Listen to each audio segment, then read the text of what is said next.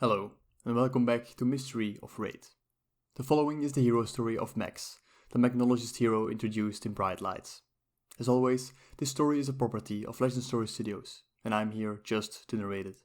This particular story was written by Edwin McRae and Rachel Reese, directed by Robbie Wen, and with illustrations from Sam Yang. You can always find the written story at the Flesh and Blood TCG website, or to the link in the description. But now, please, enjoy the Maxx hero story. Should have known better than to trust the Teklo. They're all the same. Even her. Sucks to be betrayed by the ones you trust. There's 8 people in this little cell. Standing room only. You'd think the Iron Assembly could afford more space for its valued customers. And air conditioning. Stinks like the sprawl in midsummer. But that's typical of the bloody corporations. Common decency hurts their bottom line. Hurts them to do anything but make more dirty money. Drives me bonkers to think of Dash and all the telic she'll make from her new friend. Can't think of any other reason she'd stitch me up like that. Money talks and all. Law of the concrete jungle. That can't be it though. She was born privileged. That's why I'm here and she's... A couple of enforcers turn up with lunch. A plain nutri slug and a bottle of water to wash the slime down. Guess that's why it's called life imprisonment. Enforcers don't want you dying on them. Messes with their business model. There's a kid curled up in the corner, ragged thing, only 10 years old. A bruiser from Coppertown tries to swipe her lunch. I back him off with a headbutt to the kisser. Can't be having behavior like that here, it's undignified. The kid nods her thanks and guzzles her food and water before anyone else has a go. I know what it feels like, always on the edge, just waiting for life to give you another kick. Learned it when I was young too, long before I met Princess Teklo. Rosario Orphanage. Sounds nice, doesn't it? Imagine brick walls covered in ivy. Think immaculate rose beds and swings hanging beneath an oak tree. Then pull the other one. Picture a giant cinder block outhouse packed with turds. Just a bunch of abandoned sprawl babies. Like so much industrial waste. You grow up quick in a place like that. While the other 6-year-olds were making mud pies in that open sewer they call the playground, I was making potions in a janitor's cupboard. Yeah, too young to be messing with chemical compounds, but I was never one to be age appropriate. Chocolate bistic was my most successful concoction, especially when heated in the canteen oven. Cleared the whole place for days. Orphanage management had to put us up in an hotel while they deodorized the place. At age 7, I took an interest in circuitry.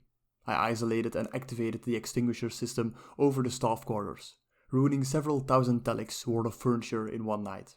But an orderly in the hospital too. Asphyxiation, they said, must have been quite a snorer. I kept a low profile after that. Minor pranks, lights flashing on and off by themselves, magnetic doors locking and trapping the unwary for a few minutes. Random blasts of music over the intercom. 2 staffers left because they were sure the place was haunted. Phantom Maxx at your service. For my 8th birthday, I threw myself a party, complete with entertainment. Hacked the internal surveillance system and watched a sweet romance blossom between the orphanage manager and a maintenance attendant. Against company policy, of course.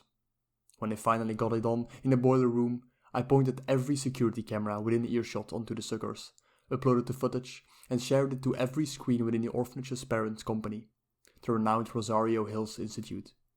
Manager and attendant were sacked the next day. By the end of the week, I found myself in New Dix, my very own room in the exclusive Rosario Chateau. Turns out the Rosario Hills Institute runs most of the city's orphanages. Not out of the goodness of their hearts, the orphanages are gathering grounds for their subjects. Special kids like me, kids with unusual talents. At first I thought it was a bit of a lark. My own room, good food, a decent bed, and attention from some very interested whitecoats. Then the tests started, the prodding and poking, the scans and samples. I soon discovered that special isn't all it cracked up to be. At least I found some other kids on my wavelength. Ricky Royce was one, nothing that lad couldn't steal. And Lena Bell, purveyor of poisons. We put our 10-year-old eggheads together and hatched a plan right under those Rosario roosters' beaks. Ricky stole the keys and Lena Bell poisoned the water. While all the whitecoats shundered on their clipboards, I mixed some industrial cleaners and blew a kid-sized hole in the outer wall. Off we 3 went into the alleyways with every other shaved head wunderkind trailing along behind. We hung out for a bit, making ends meet from what we could beg or steal, until we found ourselves a helper. Dash Teklo and her fancy gadgets to our rescue.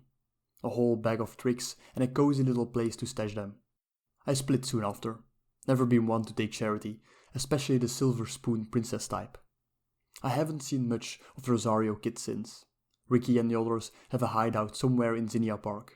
Lena Bell peddles her poisonous wares down in the pits.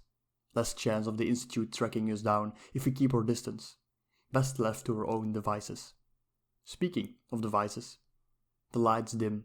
Bedtime for the baddies. The other inmates hunker down, sitting back to back or curled up as small as they can manage in a confined space. They nod off pretty quick. That's conditioning for you. Make do with what our socio-economic betters care to dish out.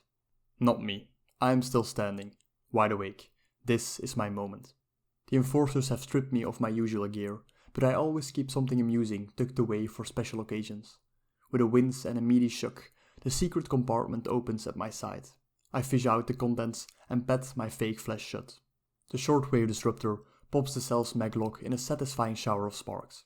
The surveillance system is next, cameras sizzling like meat pops on a street-side barbecue. I slap the disruptor on the holding wing door and activate its self-destruct sequence. By this time, my former cellmates are waking up to the fact that there's a breakout afoot. Close your eyes and cover your ears, I tell them. They're smart enough to oblige before the counter hits 0. The explosion blows the metal door clean off its hinges and sends it hurtling into the startled enforcers beyond. I parade through the smoldering doorway and snatch up the nice plasma barrel shot an enforcer humaniform has left on the floor for me. How kind. The owner is unconscious, knocked out by the exploding door. Her bot companion tries to get up on its one remaining leg, but a blast of hot plasma ends that. Through the antechambers window, I can see other enforcers in the station's main office, both human and robot, scrambling for their weapons. I shoot out the glass and step to one side as my fellow prisoners charge out the holding wing and take the shortest path to freedom. Through the window and over the enforcers. I pick off 2 bots and a humaniform who've dodged the stampede, winging the ladder out of respect for fellow organics. I even order some auto ambulances for the wounded and whining humaniforms staggering out of the shattered front door. It's clear outside. Lovely evening, even the smog's being carried off by some gusty breeze.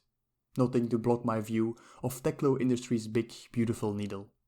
I sight my stolen barrel shot at the holographic faces of Jules Teklovossen. He smirks at me from a dynamic billboard perched halfway up the tower. I empty the plasma mech into his smug expression. The shots fall well short of the 5-kilometer distance between me and Teklo HQ. But hey, it's a thought that counts. I toss the empty gun aside and flip Teklovos on my middle finger. Yes, I'm one to hold a grudge. They're all I have these days.